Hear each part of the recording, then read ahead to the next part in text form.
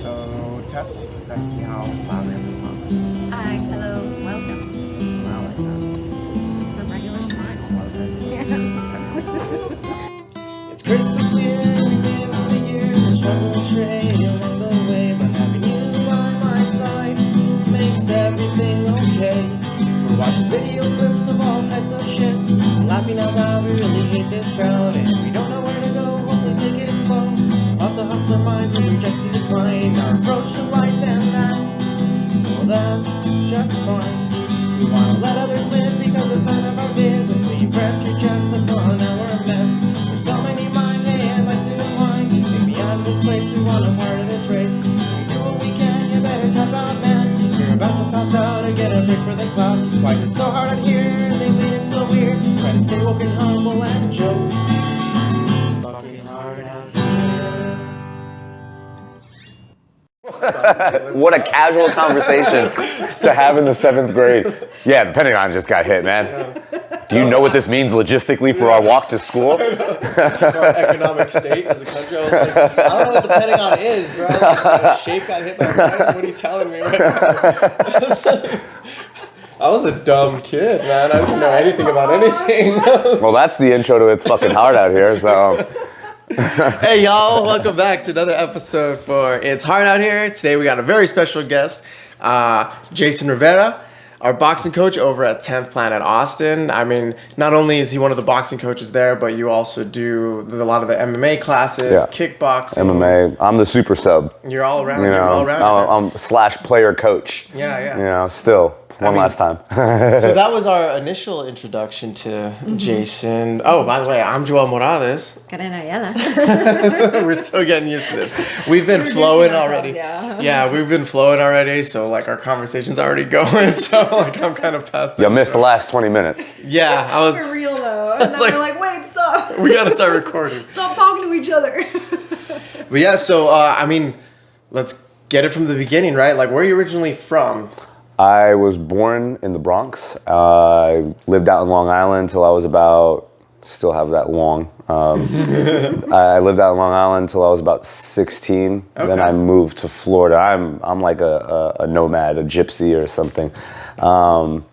Moved to Florida when I was 16. And from there, I joined the military actually in between my junior and my senior year. Oh wow, how old were you? I got a special waiver because my mom and dad were just like, listen, we got to get you the fuck out of here. I was 17. Dang. So in between my junior and my senior year, I had a special waiver from my parents to do basic training. And then after I completed my senior year, I would get sent to like airborne school, duty station, blah, blah, blah. Wow. So yeah, did that. And from Florida, I lived in a city called Deltona. It's in between Daytona Beach and Orlando. Okay. Right? It's Volusia County. Lived there for the 2 years, like my junior and senior year. Okay. And then from there went to Columbus, Georgia, Fort Benning, Georgia, actually. And it was from Fort Benning to Fort Bragg, North Carolina. And that's when I went my world traveling, went to Iraq. Yeah. Yeah. The world traveling I didn't want to do. Right. Went to Iraq, and this is, mind you, let me give you a little time context. I graduated high school in 2002. Okay. So 2003 and all that is when everything everything in Iraq started, right? When they killed his sons, Okay. the military killed Hussein's sons. And then when I finished airborne school in December of 2003, Okay. they found Saddam Hussein. All right. So I realized, I was like, well, That was 03? Yeah. Wow, okay. that's 20 years ago. Yeah, it feels like it just happened, honestly. Yeah. Macaulay I Culkin know. face. Yeah. Yeah, I'm 18 years old. I'm like, I don't know my elbow from my asshole at that point. Yeah. And get to Fort Bragg, 3 weeks later, I'm in Iraq in 2004. So they were just like, Wow. Okay, but like it's something that we were talking about just now was that you witnessed the towers being hit like on your way into class. Yeah. So like knowing the temperature and the climate of the world. Yeah. How did you feel about going so young? I was broke, poor essentially, but I also wanted to make my mom proud. You know, that was a big thing. The men in the family, kind of a tradition. My adopted dad did it. My brothers served as well. So it was just something that I wanted to carry on. Didn't realize like the gravity of the situation. I'm 18, turning 19, Wow. Okay. going into Iraq. Yeah. I've never been out of the country before. Yeah, right. You know, my first time leaving the country is to go into war. Yeah. You know, so it's literally that kid flipping burgers that says, raises his right hand and like, you know, swears that oath to defend the country and the Constitution. And you're like, I don't even know the majority of the Constitution. I don't even know, Right. you know what I mean? I don't even know what most of this oath even means. I just want to get money. Yes. You know what I mean? I want to get paid because I'm poor. Yeah. You know, I want a steady roof over my head, a car to drive, right? And I'm not even thinking about what I'm getting into until I realize, like, when I'm on that plane over there, it's like, oh, I'm going to be gone for a while. And there's a chance that one of us might not make it back. Yeah. You know what I mean? Myself That's included. the big one. Yeah. You know, and then as a 19-year-old, Oh, I like, can imagine. you know, you're going out there and you're doing these things, and like to this day, I'm 38, going to be 39, and I can still recall the smell of you know, the animals that were loose, the smell of just, smell you know, of war. the smell of war, right? Rotting produce on the side of the road, just like it was definitely a unique experience that even though it taught me to be appreciative, at 19, you're still a dumbass. You know what I mean? There's very few. I mean, I've met a couple here in 10th Planet of the young guys that train. Like, you know, they're still young, but they have their head on, you know, they had their head on screwed on better than I ever did at 19. So I'm 19 thinking about like, okay, like I'm grateful, but like girls, money, cars, you know what I mean? Like clothes, everything like that. I'm not putting all that gratitude into perspective. Yeah. You know, it's like now that I'm at where I'm at in my life, I'm like, whew, that could have gone so many other ways. Right. You know, and you see it through a different lens. You have a wiser lens. Yeah. So like at that time, you know, I go to airborne school. They give me $3,000 bonus to do it. And that's big money for you at that age. You're just like, hell yeah. Again, enlistment. They give me money. I got deployed in 2006 to Afghanistan. They give me money to re-enlist. Oh wow, incentive, Like, yeah. Tax-free money. So like I have a comma in my bank account instead of just triple zeros. Just like that. Right? And I'm just within the span of those 2 years, like I'm again grateful but ungrateful because I don't know how to spend this money. I don't know how to do anything with it. Then I've made relationship decisions that, you know what I mean? Like I'm sure that'll come up later in the conversation, but I wasn't right. I wasn't mature, obviously, enough to be in that situation. But having educated people around me at least got me through Iraq and Afghanistan and safely. Because I remember one time we left the base, did our thing throughout the day, and we were coming back and it was dark. And I started falling asleep. And that is a no-no, right? Even if you are safe, even if you are like right outside of the base coming back in, you're still outside of the base. Anything could happen at any moment. And I still remember I'm just like this, nodding off, and my sergeant's sitting next to me. And he just takes his weapon, hits me in the head, and he goes, "You're fucking dead." Damn. And not dead because you're gonna be in trouble. Like, you're dead. That's like a bullet in your fucking head. That's how quick it happens. And that's how I knew I wasn't ready to be in that. And like, you know, at a certain age, like what's the difference between right and wrong, right?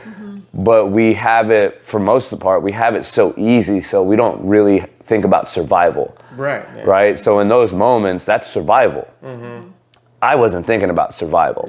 Right? No matter how hard I had it in the States, I had it easy over there. I was a spoiled kid, if you want to say. Right? Because these kids are playing soccer barefoot in the fields on dirt. Gotcha. There's no grass over there. It's a desert, Yeah. right? They build around a desert, right? The riches are owned by the one that runs the country. Yeah, So right. everybody else, it's like left to fend for themselves, right?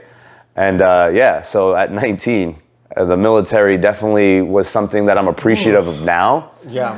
Because of the opportunities that it's presented me with, and being a veteran and having seen casualties, or like having known of people that have died in combat. As an older man, older gentleman, I'm young for the earth, but like in that perspective, I'm older now. Like I try to do all the positivity and all that. I tell people it's not for likes. It's not for, it's not a gimmick. I'm trying to live for the people that lost their lives 20 plus years ago. Yeah. You know what I mean? So it's like, if I don't do that, then I'm just slowly killing myself. And I've had to, I've had to deal with the mental health aspects of it, the depression, the PTSD. But really just everything that has gone on from that 19th year of my life to this 39th, coming up on 39th year of my life, has been forged through those experiences and those moments. Like, I'm very grateful that the military, was a part of my timeline, that it was a part of my life, because without it, I really would have, I didn't realize how undisciplined I was till I joined the military. And I was like, I was just a little turd. I was just a young dude, or of invincibility. That's heavy. Like, so to learn that way, have to go to like the most extreme like situation you can possibly be put in as a human being. You're in the middle of a war, like that's life or death. It's as serious as it gets. That is crazy. You count your blessings, because there's I only have a few stories. I'm not like riddled with stories about what I've seen over there, but like the things that stood out to me the most were like moments like we're sitting in traffic and we're trying to like get through traffic, and obviously IEDs, car bombs, people just blowing themselves up. That's a thing. Right? I was just thinking about it. So we had moments like that where you're just like, whoa, I just want to get the fuck out of here. You're getting anxious. Then there's one time where we see somebody crossing the street and get railed by a car. So now everything stops around us. We have to get out, secure the situation. Wow. Like we can't not stop. Right? So now we're trying to control that situation, and until somebody can come and relieve us. And it is just the worst feeling. And that whole time you're vulnerable. You're like, you see somebody that's just completely he's gone. Wherever he believes in, that man's gone. Right? He's sitting through the windshield of a minivan right now. And you're just wondering which one of these people around you either wants you here or wants you dead. Right? So it's just moments like that, and then it might seem like simple things, but every time you go over an overpass, you have to change lanes, because they would drop explosives. Wow. Right? So again, controlled lane changes, getting hit, ding, ding, ding, ding, ding, ding, ding, when you're driving, little spray fire, driving through that, you can't stop, So it's just those little moments. And then the stories that I've heard that were from people in our battalions and stuff like that. Not trying to get too grim, but there's one particular incident where they're out in the village, and they go over this like man-made bridge. It's it's just, but turns out somebody had dug up, put an IED in there, and it was like it flowed through a river, like it ran over a river, right? It was built over a river. So this IED explodes, hits like completely. Let's say if this is the Humvee. All that gets blown up, flipped over, turns upside down into the river, right? So again, now these guys are panicking, they're being ambushed, or even if it's just an isolated IED, they've been hit, right? So now, I mean, the only person that survived was the driver. The passenger on the right side. Furthest away from the blast, right? So the driver died, the guy that was sitting in that back passenger seat, the only thing they found of him was his teeth lodged into the back of the driver's seat. Oh my God. And again, at 19, you hear these things and you're like, I don't want to leave. I just want to go home. Yeah. You know what I mean? Like, I don't want to leave this base.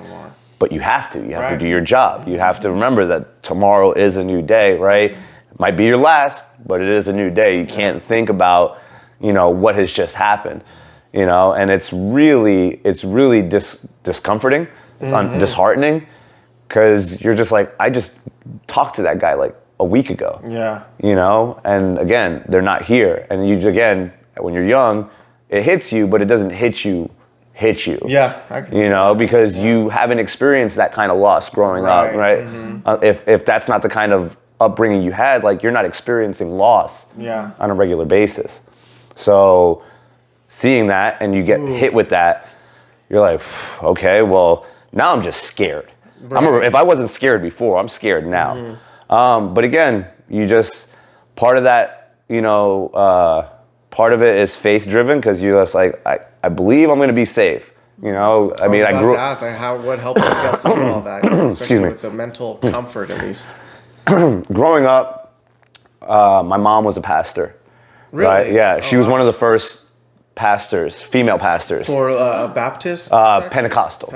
Yeah, okay. She was one of the first female pastors, especially in that area.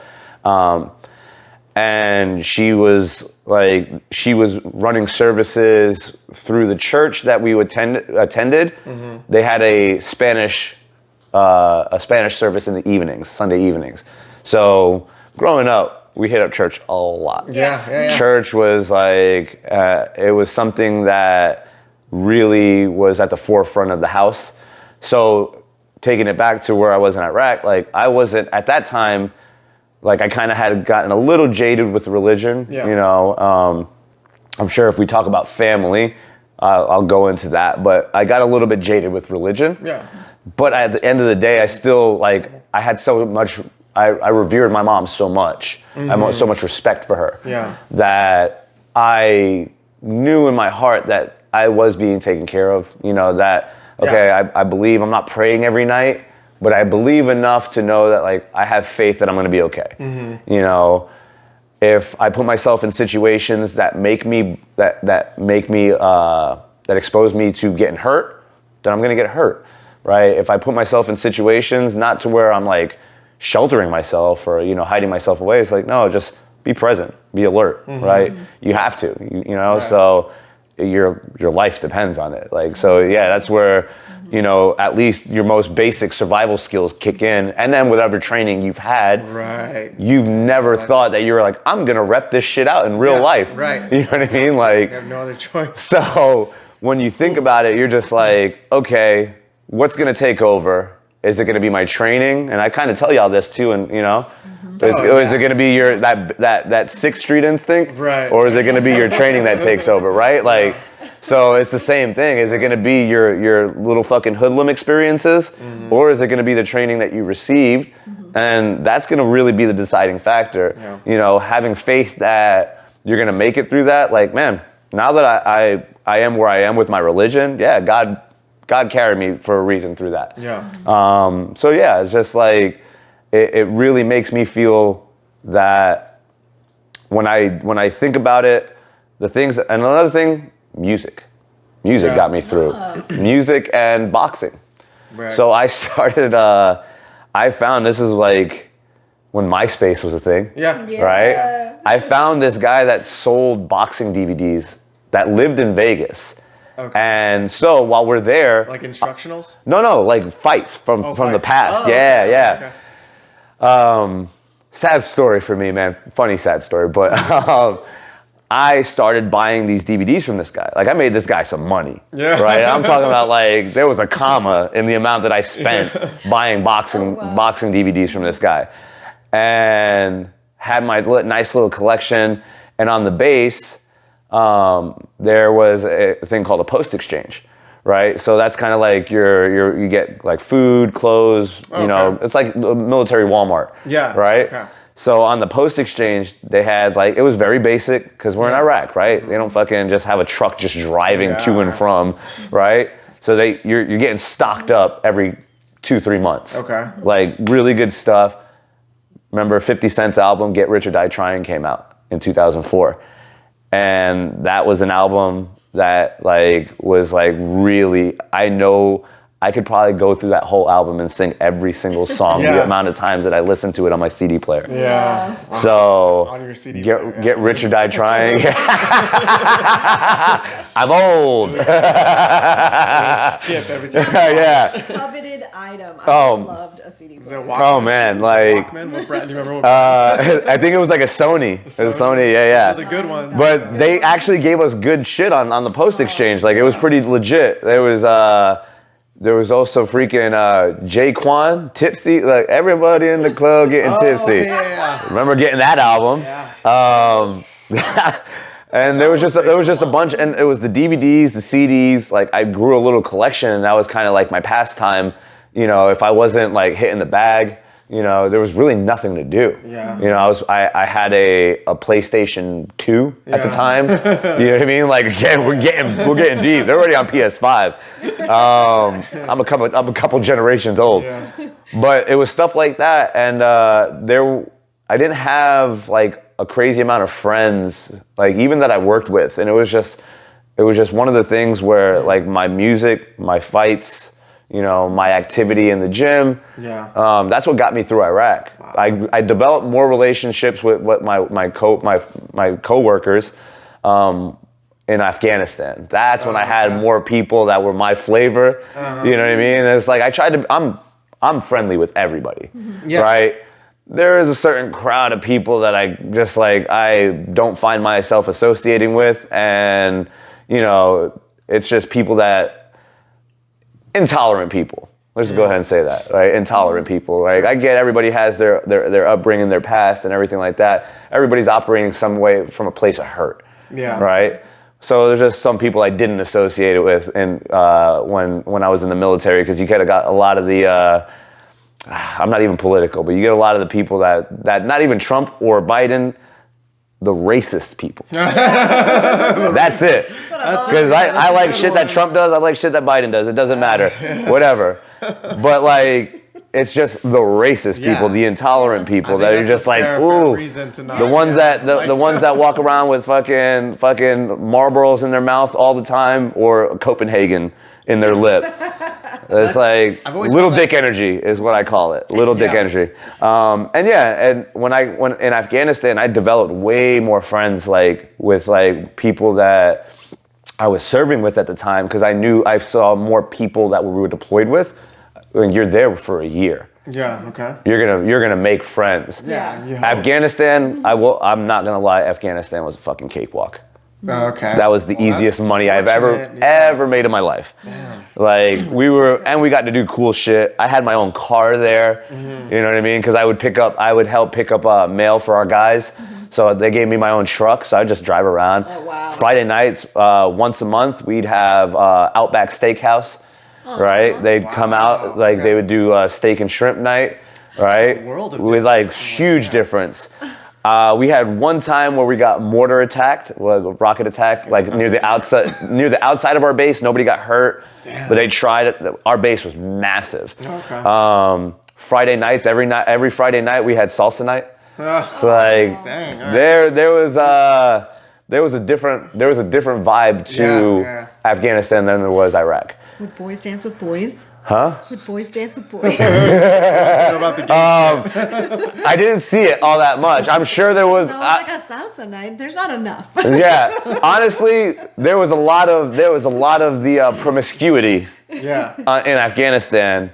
Than there was in Iraq. Iraq was like, be the place to do it, Iraq was like, you freaking were like biting a bullet every single day. You were just like, oh, I don't know what to do. I don't know what to do. Is that because they just had like a better working relationship with Afghanistan, the U.S. military, or I mean, why was it? No, because we were further along in our invasion or whatever our takeover, you know what I mean? So like established and we wasn't there. Yeah, not invasion. I don't think we invaded. Like, I think It was. I think with Iraq, if I'm not mistaken, it was the invading, because we were like, hey, listen, fucking, we there's weapons of mass destruction in this motherfucker. We don't want that. And then we feel like, oh, there are no weapons of mass destruction.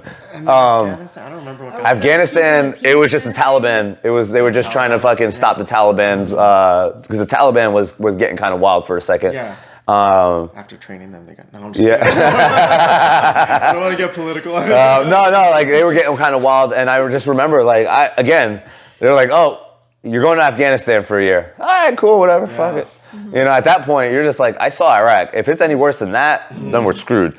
Yeah. But you know, Afghanistan was a cakewalk. And thankfully, I mean, that led to like me wanting to re-enlist, and the re-enlisting was a great thing. You know, I re-enlisted, made the mistake of being in a relationship I probably shouldn't have been in. Oh, okay. I'm so glad you mentioned this. Yeah. Because I was like, you said in the military you felt that you had learned like what more responsibility and discipline is, but you were still young and kind of messing around. Like, what was that dynamic like? So one thing, as a single guy, I was just trying to dip my wick in anything that was moving. Yeah. It doesn't matter. I'm like fucking going to the club, I'm cool, got my haircuts, got my nice clothes, blah, blah, blah. Rico Suave, little fucking shithead I was. But that was my vibe, you know? I didn't have the best dynamic with men growing up because my dad was essentially my coach, and my mom was very, I guess, avoidant. Mm-hmm.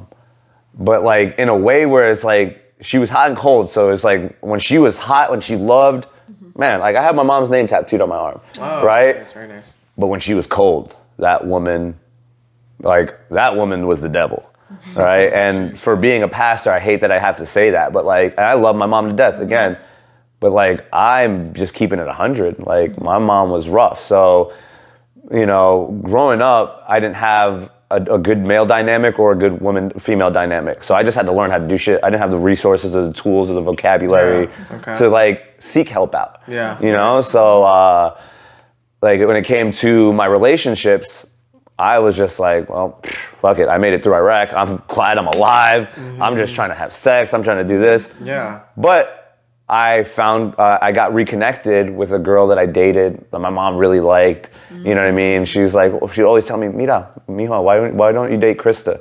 Krista. Yeah. All right. There's always that one. Not a free plug for you, Krista. Shout out, Krista. But Krista. And it was just like, so we got in touch, and it was kind of by chance. Like we found each other, like it felt right. And yeah, like, so we started dating, and I didn't cheat on her, I didn't do anything like that, but two young people, right? Like pulling her from where she was and me being where I was mentally, like in a state of like, I wasn't mature enough to be ready to marry somebody. I got married at like 22. Oh, wow. Okay. Yeah. So that was tumultuous. Mm-hmm. From the moment we got the ring, because the ring came from somebody that was divorced. Oh, nice. So now, not only do we have a ring with bad juju on it, right? Yeah. It's like, we're both super immature, right? I am not ready to be in a relationship. She's not ready to be in a relationship. And we both have like no understanding of all the hurt and trauma that we've suffered. And we just, we just took it out on each other, fighting like cats and dogs. Yeah, that's and how it goes. One day, I had come back from, this was after Afghanistan, I had come back from a training exercise that got canceled because it was supposed to be a night jump. We jump out of airplanes, right? Okay. Perfectly good airplanes too. And it was supposed to be a night jump, got canceled, it's too windy, right? So I come home, she's there in the house, in the apartment, and like she seems a little surprised to see me. I was like, oh, okay, whatever. I brushed it off. I had just gotten her a puppy, right? His name was Gotti. Love this little dog. He's a little dachshund. The cutest little thing, right? So I'm like, I'm texting a friend that just got back from deployment. And I swear on my kids, I'm throwing in V's. It's like, I've never cheated on this woman, right? Hey man, I'm so happy you made it back, right? She just got back from deployment. And it's one of my friends that I went to airborne school with. Okay. So, right, her name is Leticia. All right. So again, I got receipts, man. You guys that's like an elephant. So I text Letty. I'm texting her, hey, I'm glad you're back. Let's go grab some lunch. I didn't realize how jealous Krista was. Right? I never had to experience anything like that. So she's like, who are you texting? Blah, blah, blah. Like, I'm like, whoa, what's going on? Right? So now there's things going on in the house. There's a cat outside that Krista left milk for. Right? Okay. So Gotti goes out towards the cat. Cat doesn't know who Gotti is, right? So, boom. I grab Gotti, toss Gotti, right? And maybe I shouldn't have done that, right? But I didn't like fucking fling him against the wall. Like, boom. So the cat wouldn't freaking attack him and tear him up. Yeah. What the is your problem? Like, she lost it. Whoa, she lost it, right? Yeah, I can see how situational things like that would set someone off, you know? Yeah, and it's just like, I was just... A certain way, too. It's already tense, yeah. It got really intense. One thing led to another. She leaves the house. And I still remember to this day, and I knew once she left, I was like, something bad is going to happen. Oh, no. So... one of her friends was like, we went to a gathering of mutual friends, right? One of her friends was married and was like, if my husband ever does X, Y, and Z, I'm just gonna go to his chain of command. And so X, Y, and Z happened with us. She went to my chain of command, right? So I get in trouble. Right, because again, it's her word against mine. It gets it to the point where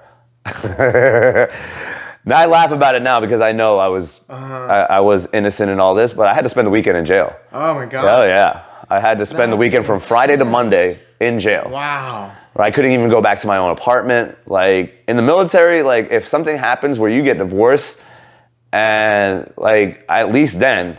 It was like your ex was, or your spouse is entitled to like 2/3 of what you owe or what you earn. 2/3? Yeah. If you get like, if you have to like do some kind of like settlement or something like that, like she'll get 2/3 of what you make. Wow, that's a lot. And I was like, whoa. Yeah. Right. So I'm thinking, like, I don't make anything. You're getting 2/3 of, you know what I mean? Like of everything I got. Like, so it never got to that. But the fact that I did have to spend the weekend in jail. Oh my God. For the simple fact that like she's like, I don't feel safe with him in the house.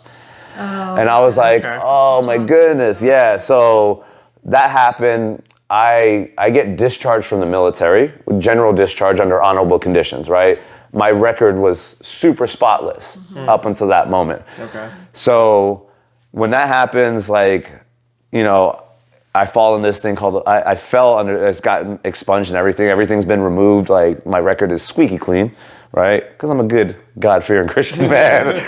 No, but like I haven't, since then, there's been nothing that's come up on me in any situation like that. So I fell into this thing called the Lautenberg Act. So if you were in a domestic situation, right? If you're the one being accused or found guilty or whatever, you can't own a firearm. Right? So that happened to me for like a couple years, and now that's been gone, right? So I would say I had to do 2 years unsupervised probation, right? So after those 2 years, it was a situation where I was like, all right, it's not like I'm gonna go look for a firearm, but if I ever wanna own one, keep one in my house for home safety, protect myself, my kids, blah, blah, blah, I can't do that. Yeah. You know what I mean? I gotta hope that these bad boys are freaking supercharged and can do the job for me. But that's not always the case depending on where you live, right? So now that I'm in a better place to have that capacity.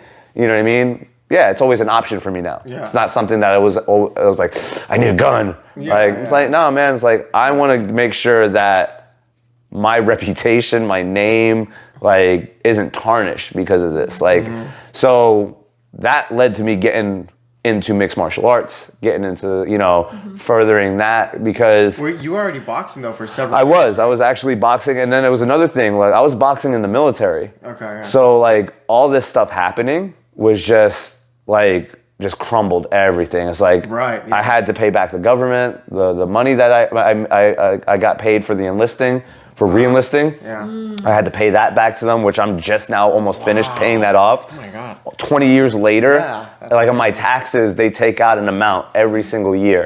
You know what I mean? So I'm just now getting to the point where I'm done paying that off. Wow. You know, a lot of the things, like for the longest time, like when that happened, again, where I'm at in my life, I tell myself that I'm breaking the cycles of my past. Like, I'm not the stories that I told myself, like, damn, you're a piece of shit, blah, blah, blah. You can't get it right, blah, you know what I mean? Just all those things to minimize myself and make myself feel like, oh yeah, they were right. You know, you were that. Right. And it's man, in the military, for every attaboy, for every one little fuck up, all those attaboys are gone. Right, yeah, they're worthless. Yeah, you're worthless. You know what I mean? Like, you're only as good as your last move. Right, yeah. And so I had that feeling with me after I got discharged from the military for the longest time. And then again, that situation really jaded my mind towards women, you know? So anytime I would go out, it would just be like, I just want to hook up. I just want blah, blah, blah. Yeah. You know? Be done with it. No attached kind of thing. Yeah. I had a situation. I was dating the sweetest girl. She was like a paralegal. She had her shit together. I found a way to sabotage this relationship in Dick's Sporting Goods. I was just chilling, looking for something. I was gonna play softball with my like a softball league. I found a reason just to break up with her. I was like, oh, I'm moving. Like, made it up out of thin air. And just because I was like, I didn't want anything to do with commitment. I didn't want anything to do with love. Like, it was just like, why did I even put myself in this situation? And now I'm so immature that I can't even tell her, like, hey, I'm not ready to commit to you because my own traumas, my own insecurities. It's like, no, I'm moving. And then, like, I'm pretty sure she saw me, like, out in public, like, a couple weeks later at the club or something like that. Wow.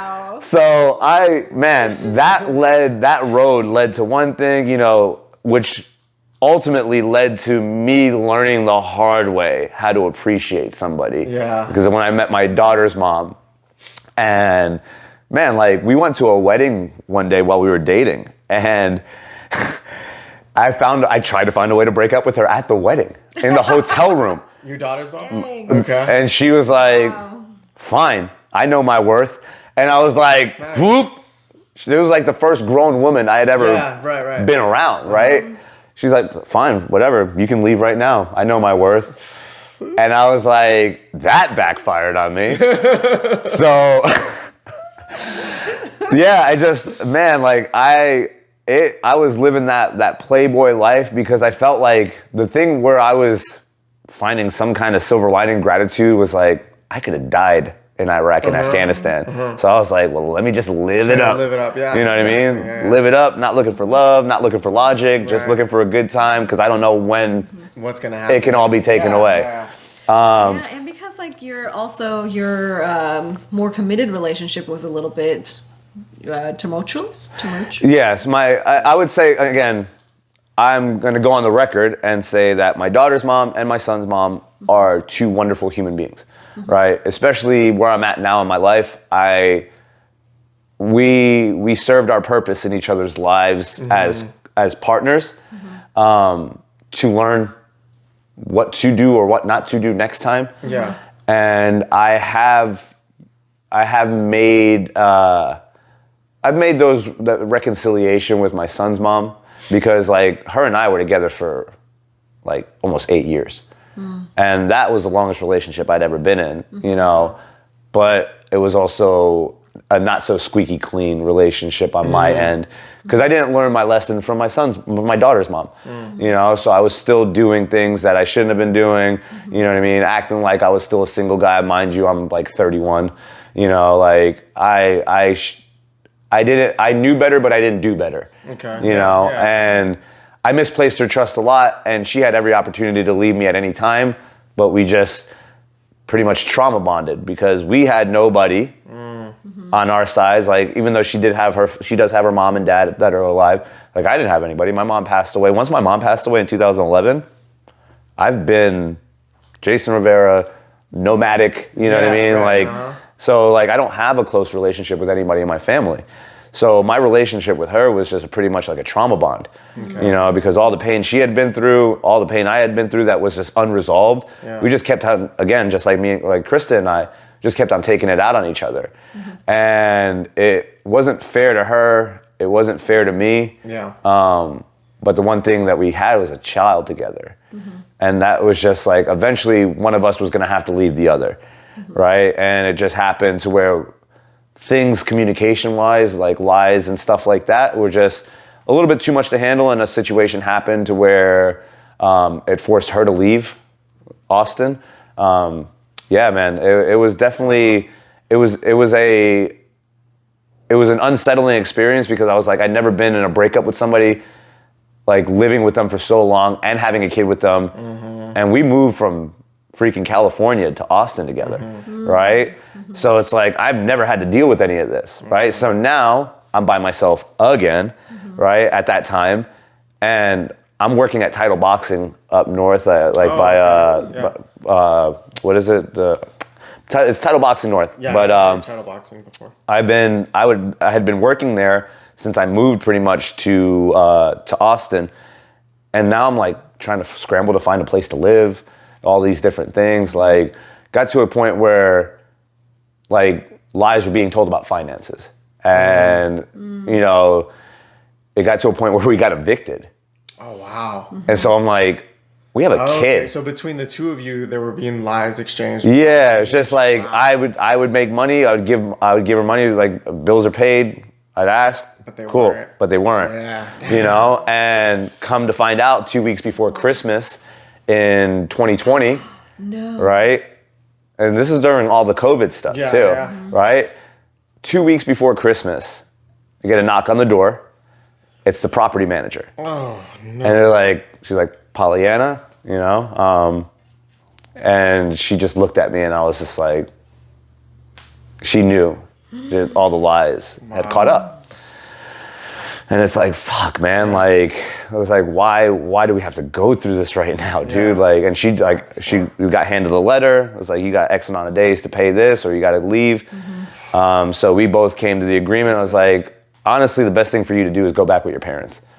Take Anton. He's going to be safe with them. Yeah. You know what I mean? 'Cause I have nowhere to go. Right.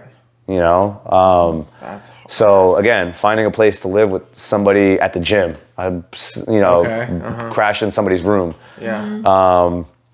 And then there was a friend of mine. She was super nice. Her and her boyfriend let me stay at her place. They had a spare room.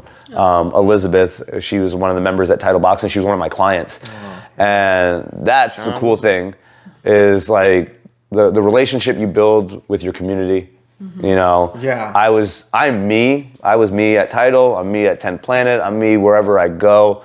You know, the social interaction version of me, the professional version of me, and honestly comes from the personal version of me that I am now. You know, because then I was still positive. I was still, you know, big heart, big love, but supremely operating from a place of hurt. Okay, yeah. Right? To where it's just like, man, I really feel like I have the answers. I have the help to provide, the positivity to provide, but I'm hurting so bad that like whenever the going gets tough, I shelter up, I disappear, and my community notices it. And now it's just like, whenever things are going rough, I am glad that I immerse myself in the community, because of moments like that is when something bad happens and you feel that ego tugging at you not to ask for help, or that pride tugging at you not to ask for help, and you ask for help, and you would be surprised how many people are willing to help you. Yes. You know, just because of the energy and the reciprocity that you put out there into the world. And I've noticed it all the way up until today. Yeah. Right? I was able to find my own place. You know what I mean? Like, I had my own car. You know, I had a skill set aside from coaching, which is painting. Anybody needs paint jobs. Residential, bum, bum, bum, I got you. But yeah, like, I learned that over a 2-year period. But the painting was never something that I was going to, you know, like, make. It was good money that I could do alongside 10th Planet. You know, when I shout out to Gabe Tuttle, because July of 2020, I believe, or 2021, one of the two, is when I came into the gym, or it was when I actually started teaching my first classes. Yeah. Right? So a couple months before that, we'd go to a UFC gym used to be owned by Luke Perry. He was one of the guys at the gym. He used to own a UFC gym, and we used to do like jiu-jitsu sessions, classes. And I got invited to one by Gabe. And that was the first time I rolled with him. And ever since then, I was like, I got to train with this guy. Yeah. You know, Nice. And that was the first taste of the community that I got that invite, nice. you know. And it was, and then I remember one day he came up to me and he's like, hey, you teach classes, right? And I was like, fuck yeah. And ever since then, you know, it's actually been July of 2020 was when I first started teaching my first classes. I have the check. Oh, wow. You kept the check. Yeah, I kept the check. And it was just a beautiful moment because, again, being a part of that, and there have been times over the last 3 years where part of me has let that be taken for granted at times, the community. But recently, you know, one thing I've realized is, especially going to church, is like treating community like a celebration and not an obligation. And it's one of the things that I kind of took for granted. I was like, yeah, I love my people. Yeah, cool. When I'm there, I'm there. But like genuinely throughout the day, like y'all see me at the gym a lot, right? And I have the same energy from 6 a.m. doing jiu-jitsu to 6:30 p.m. helping with MMA on a Friday. Yeah. You know, nothing changes because of the fact that I enjoy the community aspect more now. Yeah. Because I get it from multiple sources. Real big shout out to Serena, because another thing that I've established more is relationships with my male friends. Something that I never really tapped into growing up. You know, because again, my brother, my adopted brother, my brother, he's my half brother, he's my blood brother. But we were adopted together. And I say adopted. We were adopted together. After I think he got kicked out of the house when he was like 15. Wow. And like I've seen him once when I was in my 20s for a week. Yeah. When I was in the military. Wow. That was like no almost 20 years, no contact. Silence. I know, and bless his heart, I love my brother to death, but just couldn't get it figured out. Yeah. You know, just in and out of jail, and you know, wow. It's one of those things where it's just like, and I tried to get him to move out with me to Vegas, like, you know, he's just like, nah, I'm just too embarrassed that you have your stuff figured out more than I do. And it's like, dude, like, come on, bro. Pride is such a, you know, pride is the devil. And it's just, man, it's one of those things where all I wanted to do was just have that relationship, that one male relationship that I could, and I didn't get that in my 20s. So anytime I would go through a breakup or like something wouldn't be right, like my support system was just smoking hella weed. Yeah. You know, I'm thankful to God that I never got into heavy drugs. I've done acid, I've done mushrooms. That's chill, right? But like never got into cocaine, never got into heroin. God, thank goodness. Tried ketamine once, never again. That was weird. I felt like a puddle of mud for 30 minutes, and I was just like, I had no legs. I had just no arms. I was like, that's the extent of what I'll ever do. Truly veg out. Yeah, it's just like, nope, not cool. Yeah. But yeah, it's just everything that would like anchor me down or like hold me down when I would go through something. I don't do that anymore. Like I really, had a situation. You know, was going through a little bit with my girlfriend, and it's just in past situations with anybody, like I said, I would just isolate. I would disappear from everybody, right? Because then I would just start developing like imposter syndrome or this. It like affected my relationships with the coaches at the gym, and I love those guys to death. Like to the point where like when I really started putting myself back in the gym, I had to make it an effort to like, hey, I apologize for taking off. you know, like for disappearing, for not being present. Because those guys mean a lot to me. I have to go to war with those guys. They have to be in my corner at some point, or I have to be in the corner with them, you know, so. That's major for you to like just come out and be honest with them like that. You know, I'm sure that is received with a lot of appreciation and helps them realize like, okay, this dude's real. Like, you know, he's here. Like, let's help him out. You know, and that's exactly what it's been. They've been 100 with me every step of the way, and they've kept it honest. Like Dallas, Andrew, Shane, you know, Kyle, you know, all these guys. Like Cade has been like a little brother to me. Little Austin. You know what I mean? That little turd. Cool. But those guys are a blessing. You know what I mean? Like just recently, the last couple of weeks, started playing Fortnite with Cade and Austin at night. Then I realized, I was like, it's kind of like a treat to myself, because it's like I'm doing like healing my inner child. Yeah, you know what I mean? Because I didn't have those relationships when I was 16, when I was 23.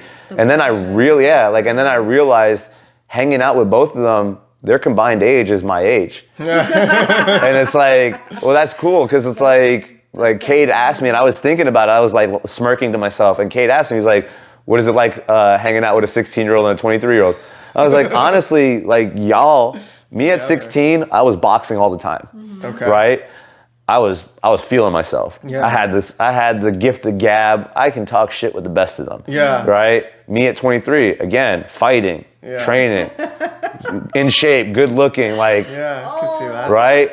So I was doing all those things that these two knuckleheads, it's just, they're a little bit more squared away than I was at 16 and 23, right? So I've taken things from them and used them towards, you know, as I'm always in student mode, right? We always have to be, because in order to progress, in order to grow, like I've gone back to church to kill my ego, to kill that pride, you know, and I've been doing these things to try to tap into the best version of myself. Because I have moments with these guys, with Cade, with Austin, so that way when it's really tough, when it's really like, and I know I'm going through it, or I know they're going through it, if I'm showing up for myself by showing up for them, you know what I mean? Like, and vice versa, like I can hold space for these guys because I can hold space for myself when I need it. You know, when I know things are rough, I'm not gonna medicate, or I'm not gonna isolate. I'm not gonna damn myself. You know, I've made reconnections with clients just by showing back up. You know, I have one client, he lives out like northwest. It's like a 40-minute drive. But beautiful home. The guy is a business owner, and he made a point to me, and because Zach Moore and I trained this guy. His name's Colin. So Zach and I trained this guy, and one of the things when I came back and I started training with Colin again, he's like, hey man, I just want to let you know that while you were gone, nobody was motherfucking you. Like, everybody was talking good about you. And again, that went towards that imposter syndrome of like, or going against that imposter syndrome I would create in my mind. It's like, man, my last fight's gonna be my 100th fight. I've been doing, Wow, 100. So like, for me, like, I know what I've been through in this sport. I know what I've been through as a coach. You know, I know my value. I know what I bring to the table. And I would just got more confident with that. Andrew Craig has been fucking phenomenal with just being an external motivator, and it's just subtle. It's not like he's hyping me up every single day, but just the trust that he's put into me, the opportunities he's provided me with since I've been at 10th Planet. You know, he's made me a little bit of money while I've been there. You know what I mean? Is he considered like the head? He's the head MMA coach, and for somebody who's been in the UFC, somebody who's been at that level, to see that potential in me as a coach, as an athlete. He was in my corner last year for my fight, and I hadn't fought in 8 years. And it felt like I hadn't fought in like 8 weeks, just because of the confidence he instilled in me. It's just, that's another reason why, again, I treat my community like a celebration and not an obligation, because I know what we bring to each other. You know, like together we're the legs that make up the table. You know, and it's just, having that foundation, having that culture, having that community is just something that over the last 3 months especially, I've found in church. I didn't realize how many people from 10th Planet go to that church that I go to. Oh, really? It's like 10th Planet and Honest. Like, geez, Louise. Like you go there, and then who? Jamie goes there. Jamie, Zach, my guy Garrett. Garrett goes there. Okay. Yeah, like freaking. There was a couple. Who else? Jamie the comedian. Yeah. Jamie. Zach and Jamie. Jamie's his girlfriend. Yeah. They go there. But then again, there's people from On It, like, and it's like, wow, it's like crazy that community is all kind of similar. It's Red Rocks, right? Red Rocks, Austin. Red Rocks, Austin. It's cool. It's like one of the reasons like I've stayed there and I feel like home there is because when I got there. Originally, Jamie Kilstein wanted to hit pads with me that day. Okay. The first day I went. And he's like, hey, are you free at like 3? And I'm like, I don't think the gym's going to be open at that time, but what church do you go to? Okay. And because I was going through a little situation and I was just like, everything felt like it was going right. I just got a new place. I had got a new car. You know what I mean? I had money in my bank account. Like, everything felt right, but it felt chaotic. Yeah, that was recent, right? Because you just got that car. Yeah. So it's like within the last 3 months. Yeah. And so we get to talking. He's like, yeah, I'm gonna go today at 9 a.m. Boom, I'm there. I get there and I'm driving there and I'm like, I just don't want to be in a room full of old people that are just like thumping the Bible at you. And because again, my relationship with religion was that man. Yeah. Sunday, twice a day. Monday, prayer. Oh, wow. Tuesday, Bible study. Wednesday, my mom she'd go to choir practice. Thursday, more Bible study. Friday, youth service. Saturday, we'd probably have a day off. Yeah. And that's you're outside doing chores if you want to go hang out with your friends. Yeah. Right? So it's like intense. Religion was intense. Yeah. But on the flip side of that, discipline was even more intense. My mom would beat us, right? Oh, wow. So so that's why there's a verse in there though, right? There was kind of justified. Spoil the rod, something. I don't remember. But some people go really hard. She felt justified. It was one of those here, you want to call CPS? Here's the phone. Yeah. That kind of situation. Dang, yeah. So again, when she was hot, she was the best. When she was cold, woo-wee. Yeah. Don't get caught with anything she has in her hand. That sounds a lot like my dad's mother, actually, my grandmother. And so again, like I said, let's put this into context again. My mom was born in 1933. Her mom was born in the 1800s. Yeah. So my grandmother was born in the 1800s. Yeah, a lot rougher times. A lot more put dirt on it, suck it up, or I'm gonna beat you to death. Right. You know what I mean? Until you get it right. Yeah. So going in the church, I didn't want that vibe. I didn't want to be in a room full of a bunch of Mitch McConnells. You know what I mean? Just a bunch of old leathery faced people, right? But when I got there, it was just young people, person after young person after young person after young person. Yeah. And one of the reasons, not even in a lustful way, is why are there so many beautiful women here? Beautiful people in general, male and female. Yeah. I'm like, there are so many beautiful people here. Yeah. And even to the point where Garrett, who's in a very loving, committed relationship, was like, is it me or was there just a bunch of beautiful people in there? And I was like, yes, I don't know. At 9 a.m., it was like the club. Y'all are up right now? Yeah, y'all are up right now? Yeah. So that made me feel good. Maria was there too. Oh, yeah, that's right. So I sat down in between Maria and Jamie and I couldn't even get 2 words out and I just started bawling. Aww. Bawling. Because I was like, I knew I was supposed to be there. Yeah. It was just something that was pulling on me and it was just like, you're here. That's nice, yeah. And I was like, whew, man, that is intense. And then every single week, there was a series of teachings, right?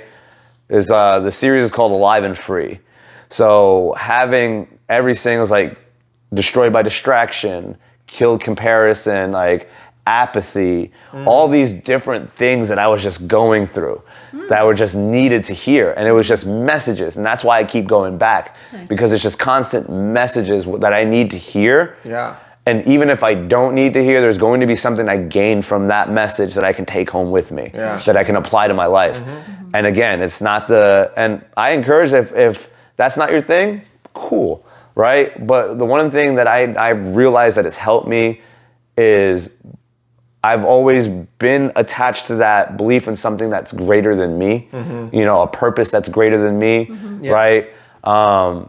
And yeah, it comes out as, you know, God is good, or, you know what I mean? Like, thank God for everything. Like, you know, but you also still have to do the legwork. Yeah. Right? To make those things. It's not like I'm baptized. All right, I'm gonna go do a line of fucking blow. Yeah. You know what I mean? Like, even like, I don't feel so bad about the swearing, even though I could do without it. You know, like, but again, like, if that's the worst of what I'm doing, you know, like, I'm all right, because that's something I can fix. Yeah. I notice when I'm around my kids, I don't curse. Right? I'm around adults, that's how adults talk. Right? I'm not gonna be a robotic. Like I posted yesterday after my baptism, it doesn't mean I'm better than anybody. It doesn't at all, right?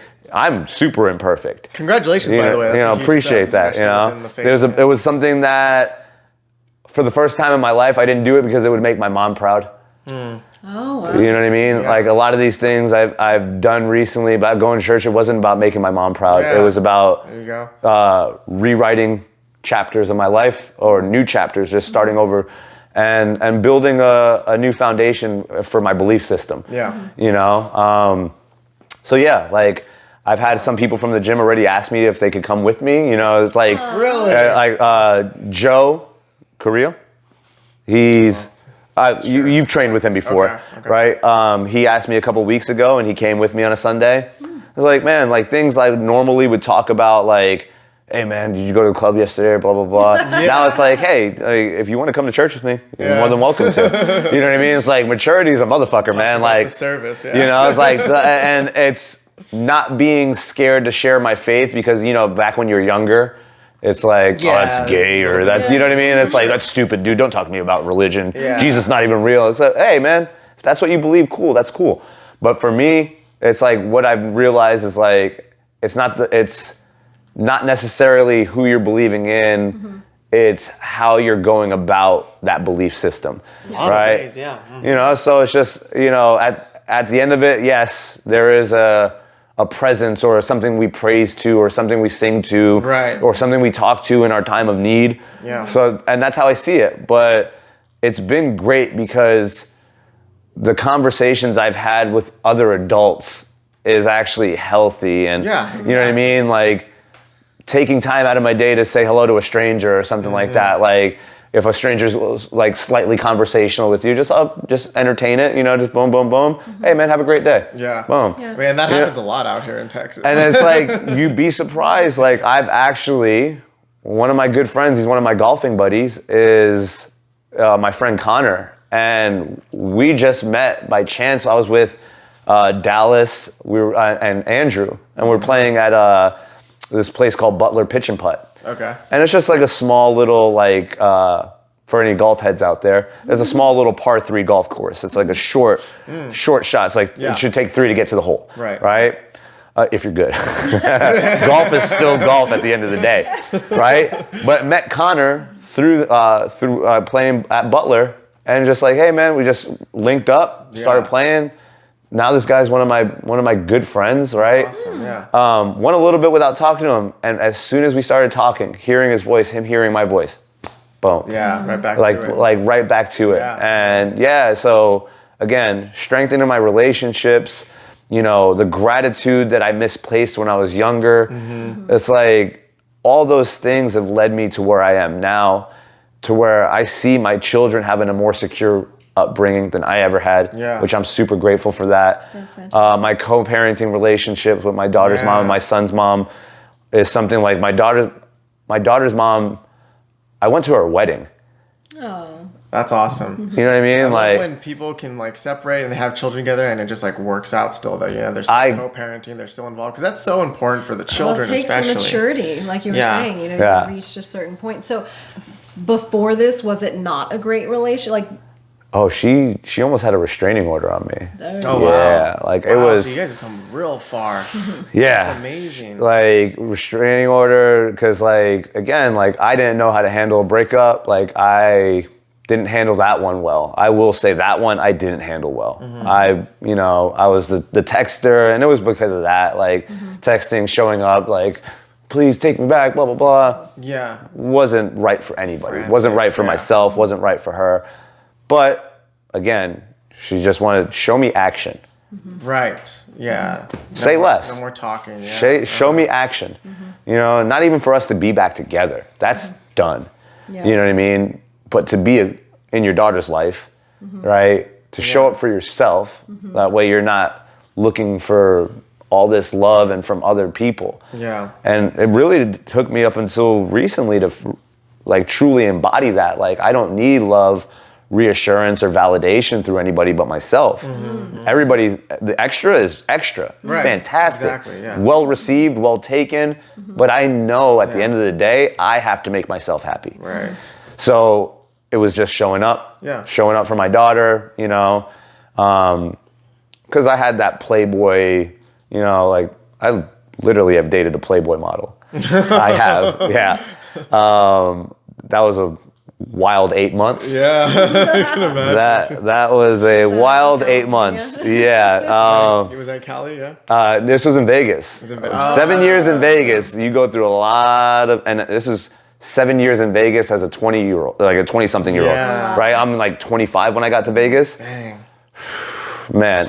So I had that experience. Like, yeah, it's like, so I was kind of known, like, she was a stripper, right? So like I already wasn't getting That's a whole dynamic. like I wasn't getting a good look from you know. So that's that little bit of time that I wasn't with anybody is when I met Polly. And for the longest time, I didn't introduce Polly to Heidi. I didn't talk about Polly because I wanted to make sure that the relationship had sustainability. Yeah. You know, and then one thing led to another. Polly met Heidi. And they like each other more than they like me. Yeah. Yeah. So now that makes sense though, and then right? and they, like they can relate, like, yeah, he's on his bullshit again. Like, yeah. So they pretty much.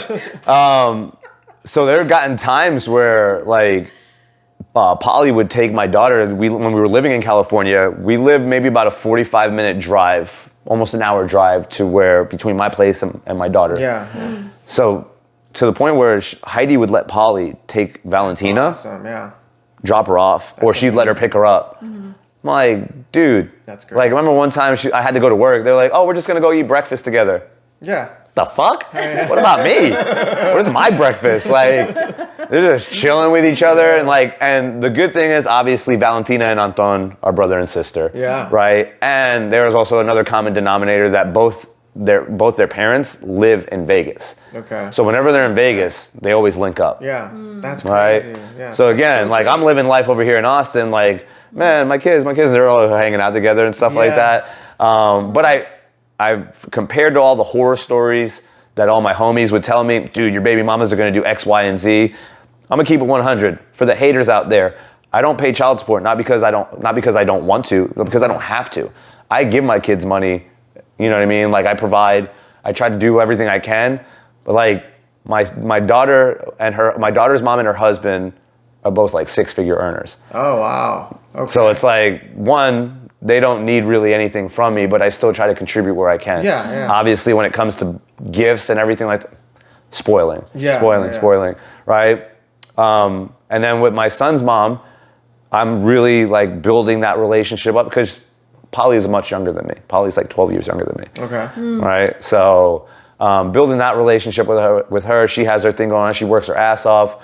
And I'm trying to establish more of a relationship with my son. Like, because my daughter's 10. Okay. You know, so my relationship with her is, she's getting to the point now, she's like, you know, it'd be cool if I can come out there. Yeah. And I'm my son doesn't have that in his toolbox yet, you know what I mean? But yeah, my daughter's at that age. She's like, I want to hang out with you. Yeah. Like, where do you live? That's Like, awesome. I want to go see your place. Yeah, that's the best. And that's why like I'm so like purpose driven now, because the goal for next year, for 2024, is do it. a house. Nice. You know what I mean? Like I'm gonna use my VA loan, everything like that. Get my professional situation, my resume, build it up. Yeah. We're starting a boxing club next year at the gym. Really? And I'm gonna be, Curtis is gonna, shout out to Curtis too. Woo. Curtis Hembroff, you are the man. Thank you for everything that you do for us wholeheartedly. Oh yeah. Because he's taking care of like this last fight. I don't know how much more time y'all have. No, you're good. Yeah, this last fight, and the fight before that too, he's helped pay for my medicals, right? Like, Oh, that's fantastic. he's provided us with an opportunity because of what we do. Mm-hmm. He's provided us with an opportunity to support us. Yeah. You know, to help us out, you know, with these things, because he knows what the driving force of the gym is. And you know what I mean? Yeah. Aside from the memberships, right? The memberships keep the roof, like, but the coaches keep people coming in or push people away. Since we've been there though, like we've seen this whole like fight, the actual fight crew, the competitors, is just grow and grow. Successfully growing. Tighter and tighter. Like I know we had the situation where we had Cody leave, you know, and I'm not gonna speak a bad word about Cody. I've never had a problem with him.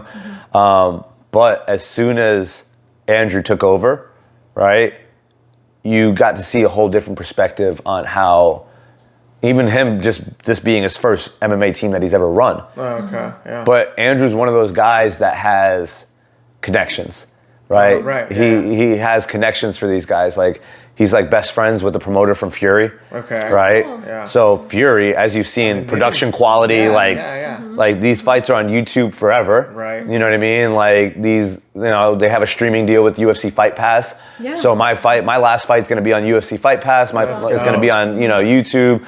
So it's like, man, like opportunities that I never really got as an amateur. Yeah. Right? Or I didn't even take seriously enough, because that's a whole nother story. Mm-hmm. Yeah. Right? Because that leaked in, that personal immaturity leaked into my fight career. Yeah. Okay.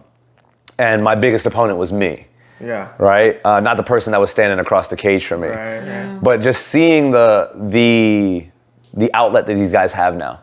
Seeing that like Cade finishing somebody, doing the little thing, like, makes them fucking marketable as fuck, right? Yeah. But they want to push him to the moon, right? Mm-hmm. And Dallas doing his thing, like that was amazing. Yeah, and then the man can cut a promo, right? The man can cut a promo. Oye, San Antonio, mi gente, like, I'm like, bro, dude, I love that, you know. And the access that they're allowing, like this creation that's occurring, it was much harder to be seen, you know, in their day, in your day. And now it's like, we know someone, we can bring this to you, and they are, to those that are putting in the work. Like you can see. I fought on an Indian reservation for $100. Oh dang, that's old school stuff right there for sure. That was probably one of the worst experiences of my entire career,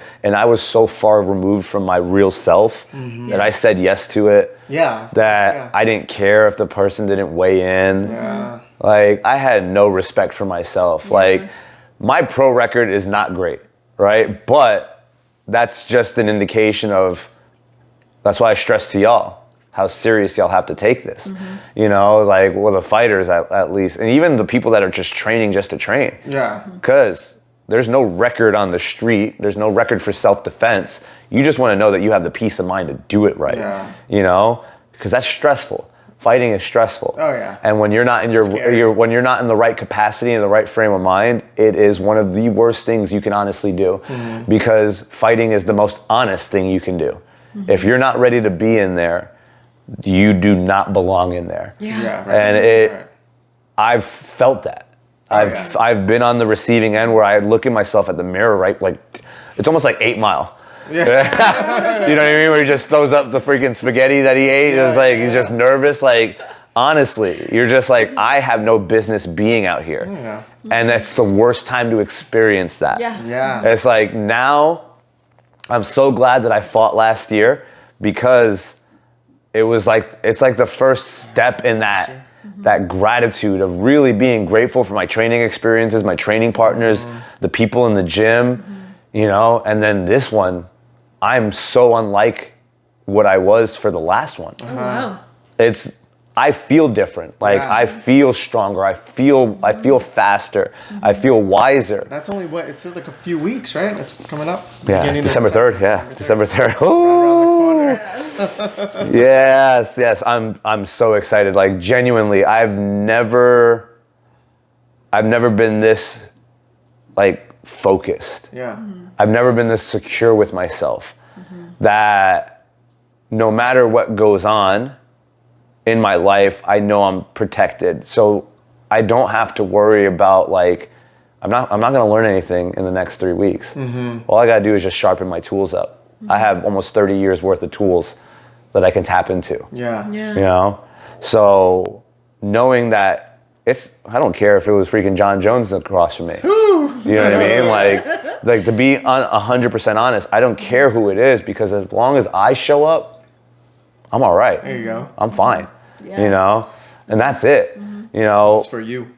Last year, like, man, 2 weeks before the fight, I'm crying all the time. I'm just like, oh my goodness. Really? Yo, I was a mess. It was stressed. I was stressed. Even though I came off as cool, calm, and collected, I was stressed. Yeah, I was gonna say, I didn't because I did like, not see that at all. see it. because I was like, man, like, I know I'm doing this right, blah, blah, blah, you know, like, and now it's like, no, it's like genuinely like, I don't care who is in front of me. Yeah. I'm on my hood shit.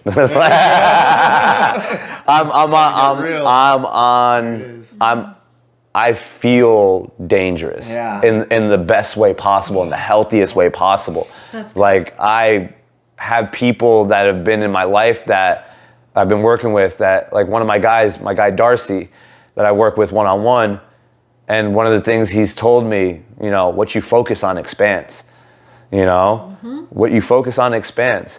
Another thing he told me like last week, command. That word, sit with that word, command. I command myself.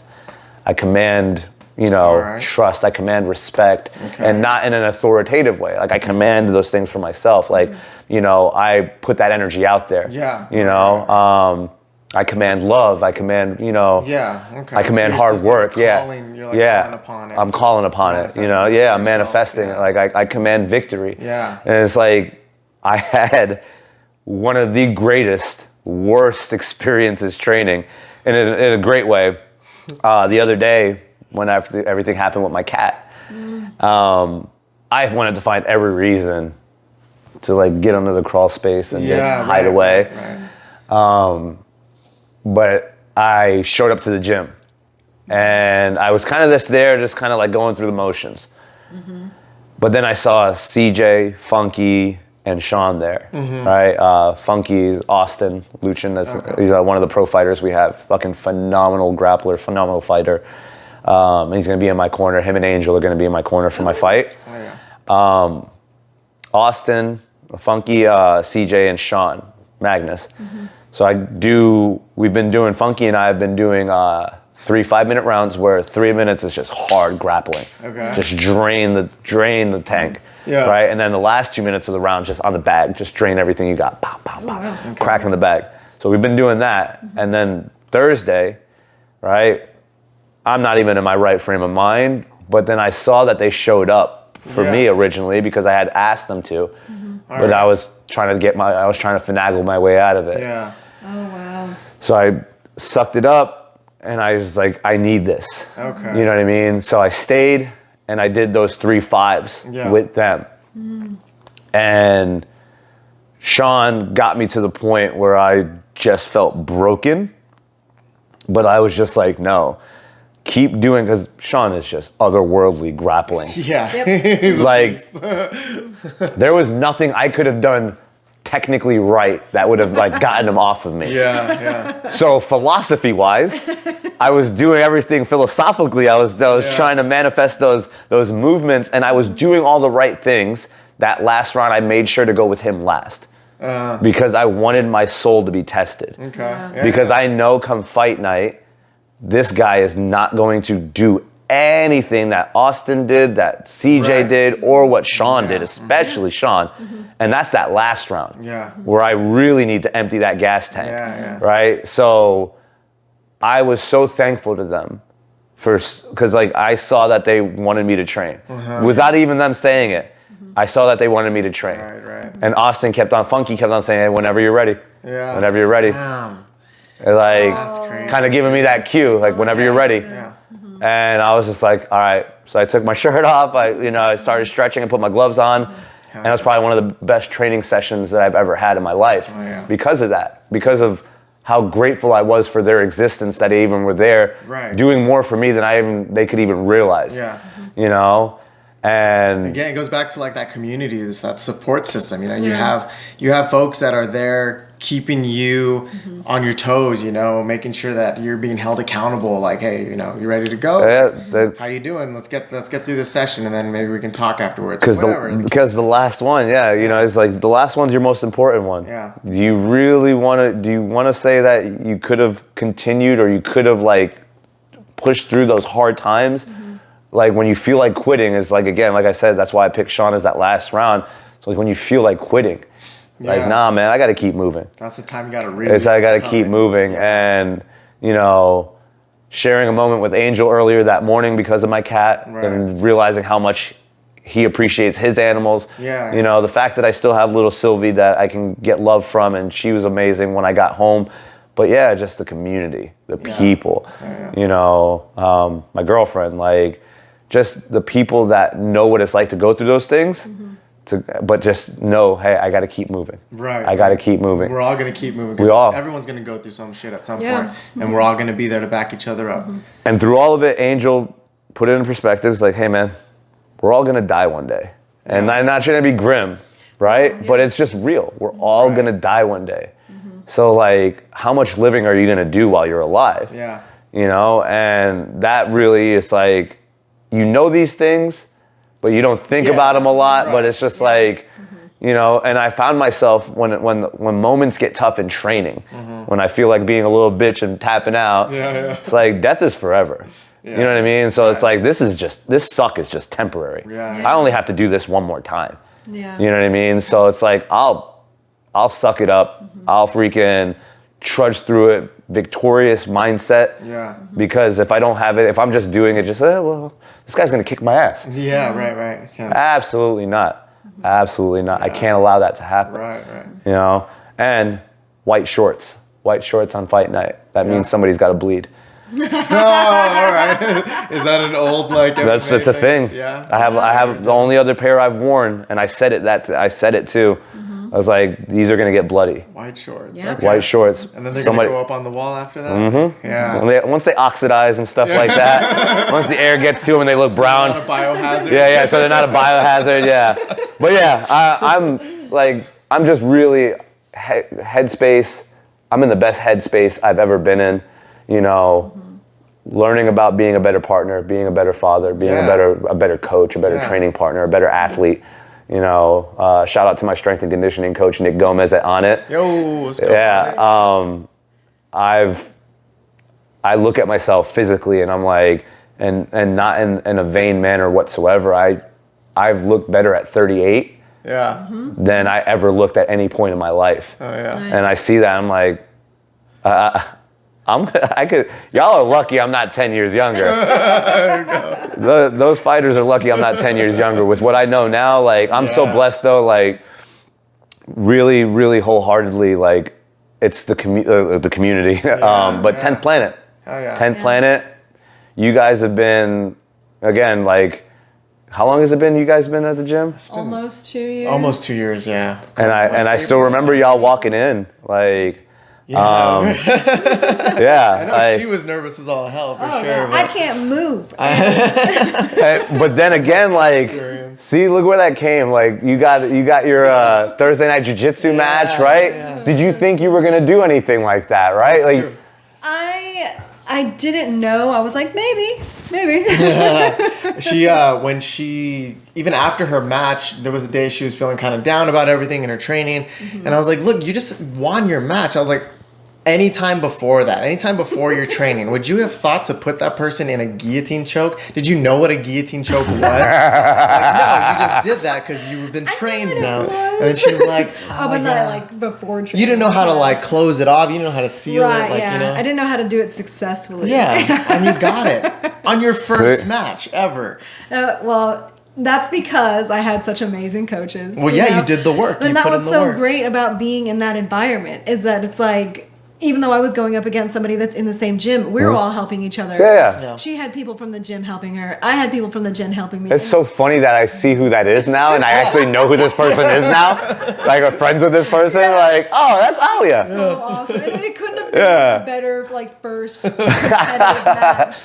Because it was like, I mean, we embraced afterwards, and it was just like, and we talk about it, and we talk about each other's training, and like, we can't wait to like get to roll again. Like, girls are so much sweeter than guys are. For sure. Guys, like, I noticed this group of guys that I'm around is pretty chill with each other, but like, girls are just like, just in general. Oh my goodness, those shoes are so nice. Your nails. Oh my God, where'd you get them? Like, you want to hang out this weekend? I don't know you from anybody. Like, do you want to hang out this weekend? Did we just become best friends? Connections so quickly, and it's really cool to see. Yeah. But I see that happening with like the guys at the gym too, because like you're bros, and like I love hearing about y'all doing stuff. Yeah. And you were like the first sort of access to community that way, like whenever we first came together. For us at that gym, you know, it was very, like I said earlier, you know, it was just super welcoming, and we just felt like embraced and comfortable, you know, and you were a big part of that for our journey there. I appreciate that. We're showing up at 7 a.m. tired.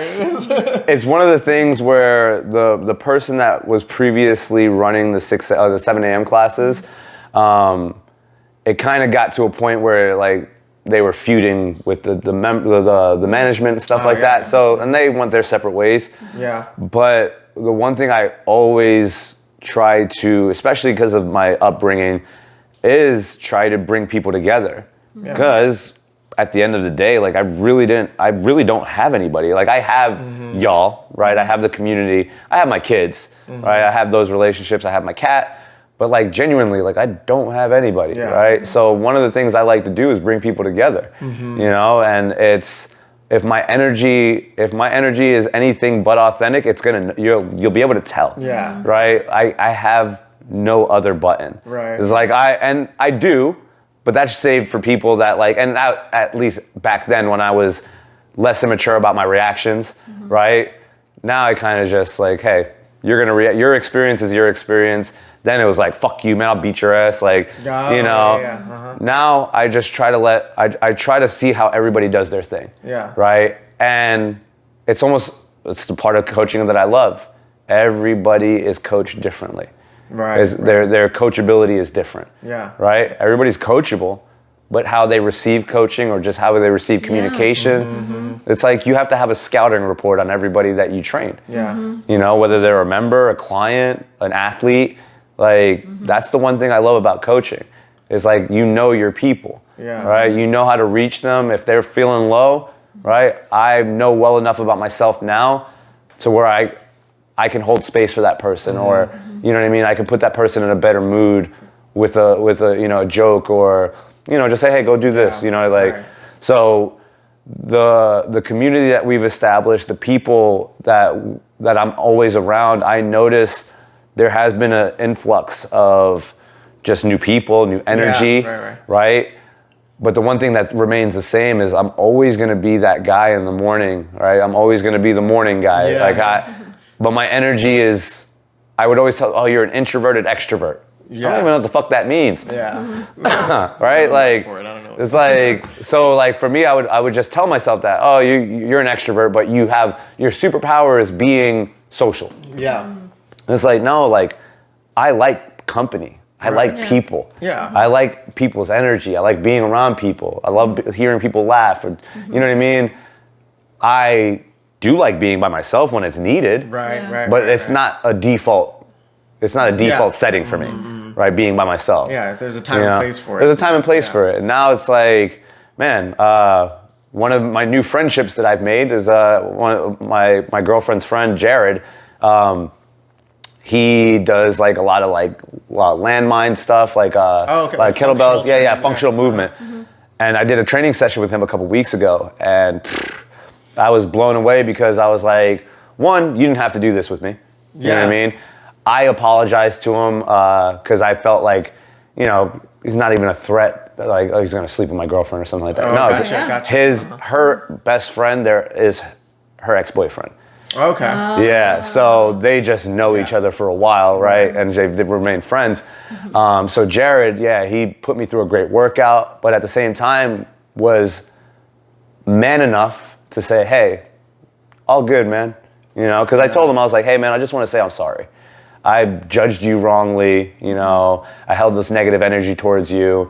And again, this is part of my growth, like where I want to do these things because I know how I feel in the long run. How much better it makes me feel when I know I'm not holding animosity or resentment towards anybody.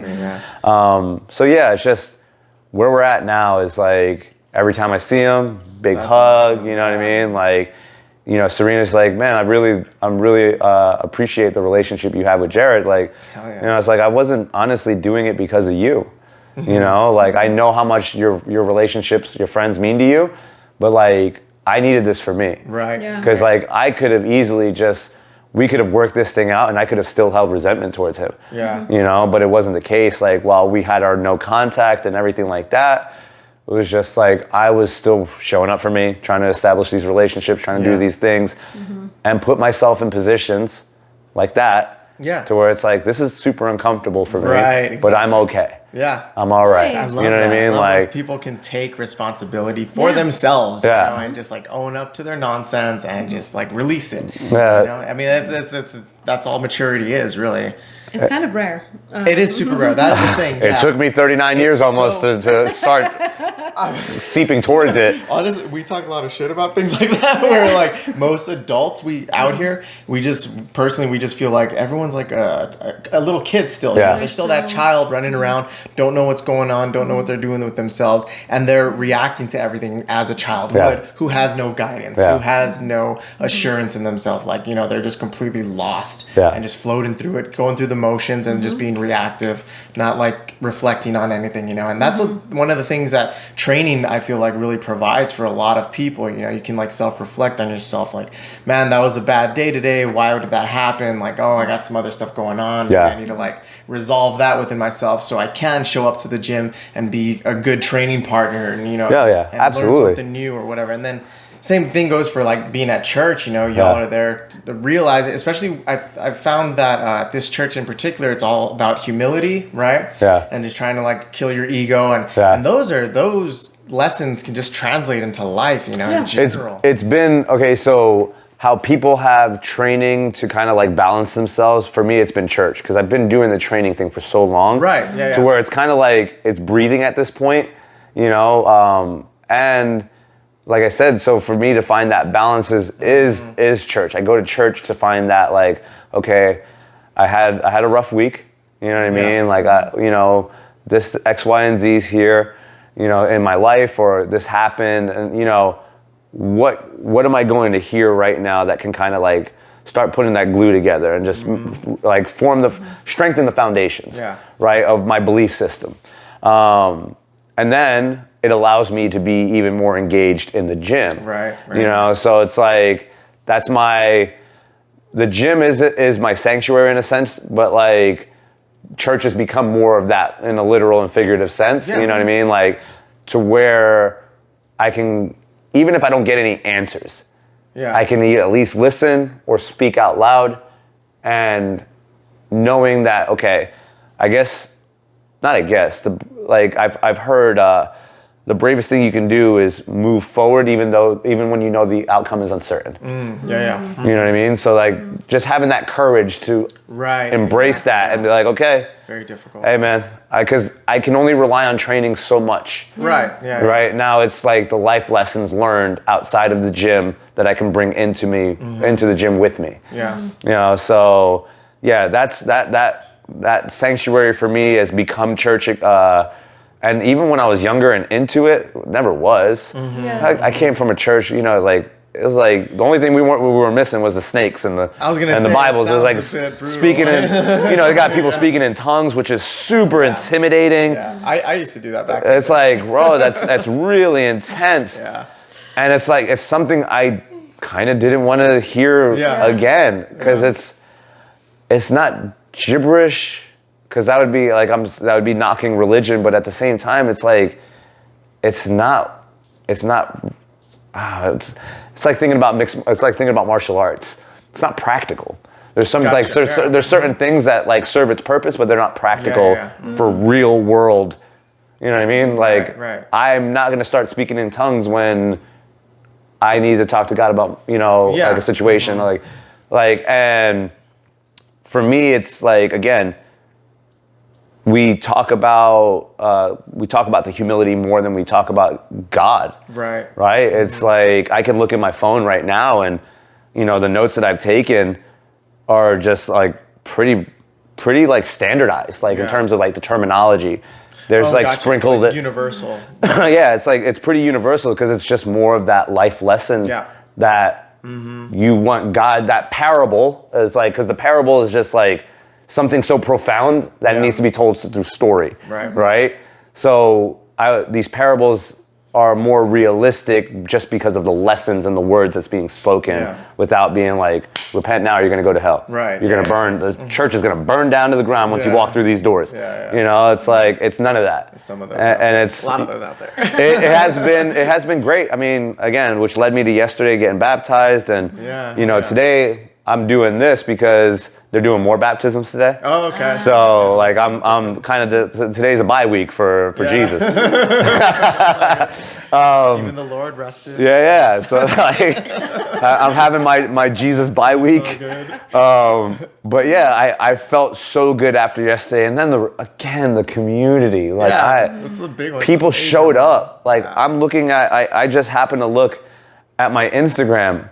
Like 20 people just like loving my story and like, that's awesome. And it's like, cool. Yeah, I have like X amount of people that I actually have started realizing, like, the more people that follow me, I've had an interaction with them at some point or another. Yeah. You know what I mean? And it's like, they also follow blah, blah, blah, blah, blah, blah. I'm like, oh wait, I've had a conversation with this person. Too. You know what I mean? So, and then one of the things that kind of like, I don't know how much more time y'all have. We should probably wrap it up soon. Yeah. I'm about to leave too. One of the things that after I went to church for the first time, and this made me realize that like I don't want to leave my community. One of the members, I've never really even interacted with him, was like, I posted on my story that like I was going to Red Rocks.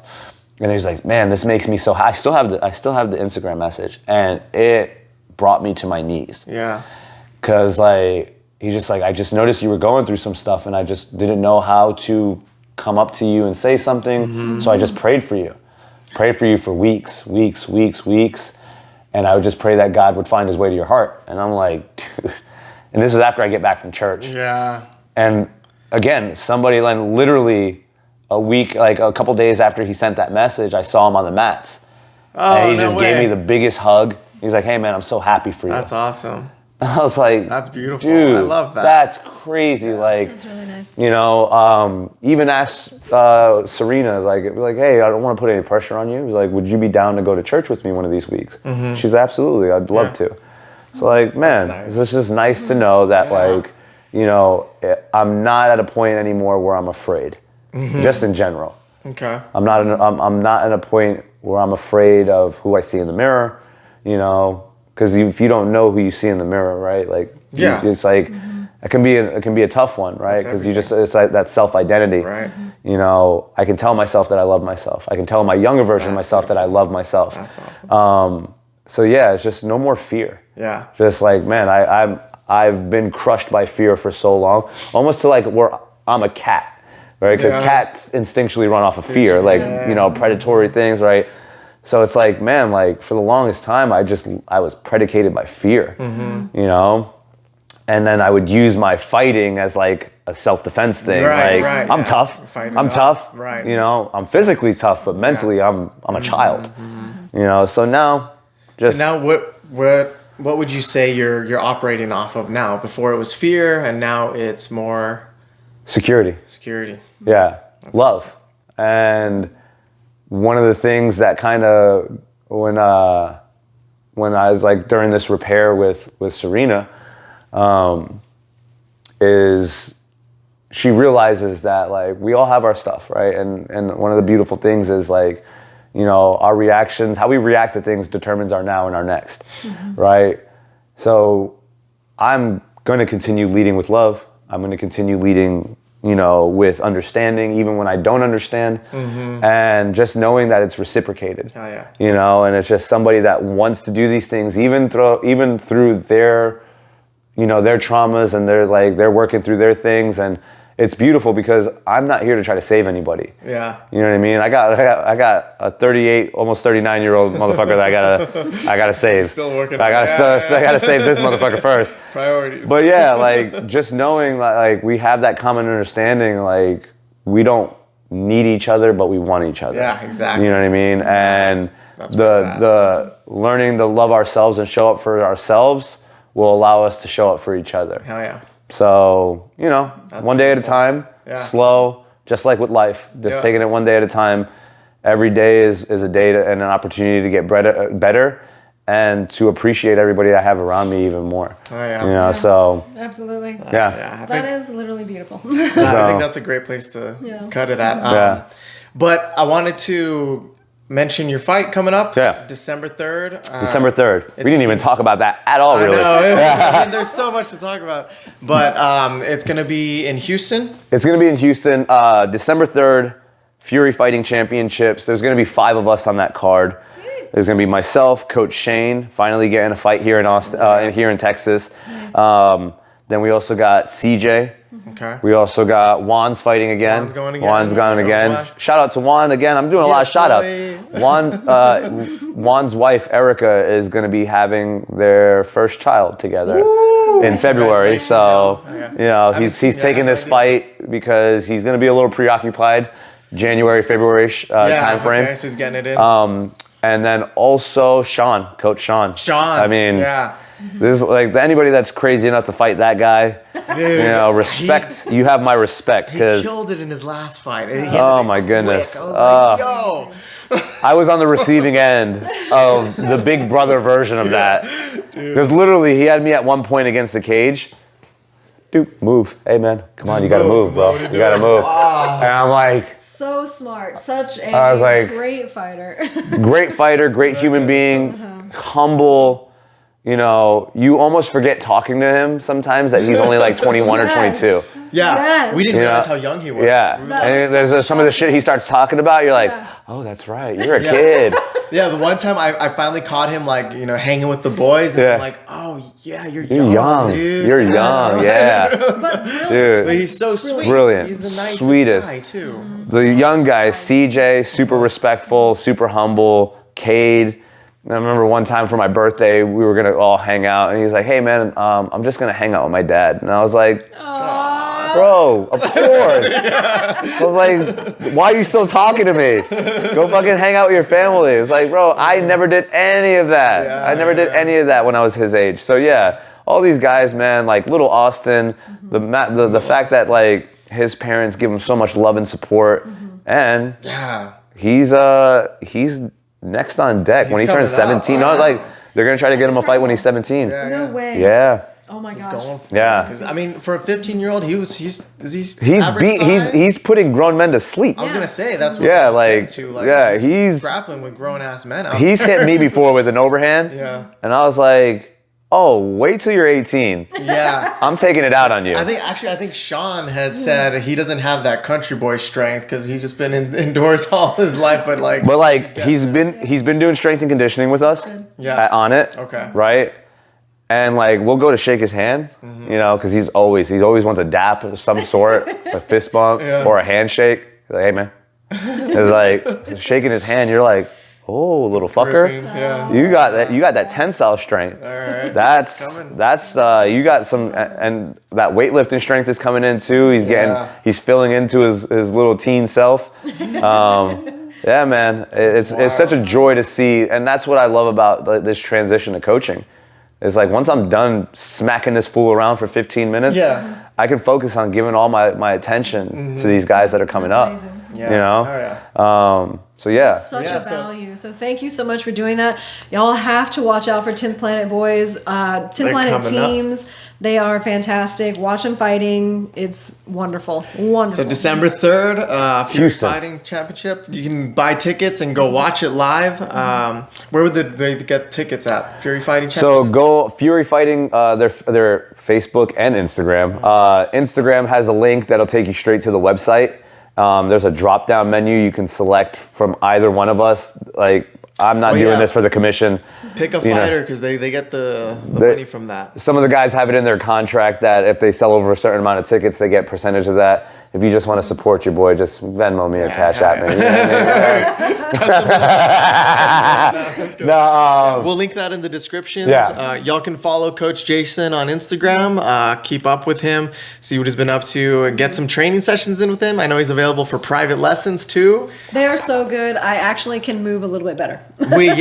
Once the classes were great, and then we realized, you know what, we probably need to get this one some lessons. No, I needed private lessons too. Like Jason's done some great work with us. I've never felt so confident with my stand-up until after training with Jason. I was like, oh, okay, there's like so much that I was missing, and like it's been hard to be consistent, so I like fall off. And when I go back to train, Jason's like, hey, like, what are you doing? You know, you're backing up a lot. Like, well, don't do that, man. You know better. Hey, I'm man. Like, I know. Sorry. The rust is real. I'm out of reps. The rust you is gotta real. show up. It's true. You always tell us, like, just show up. There's no secret sauce, right? Just No show secret up. sauce, just show up. That's honestly in life too, man. Just show up in life. You'll be surprised how much you can accomplish or what the potential of yourself you can reach just by showing up for yourself. And it's amazing with the proper instruction, y'all. I gotta tell you, like, it's wild the difference that you can notice in yourself and your practices. It's crazy. These guys are great over at 10th We are Planet. so all very of them. fortunate. It's been fantastic, and we were so glad to have you. Thank you so much. Yeah, We Thank you for thought- having me. This is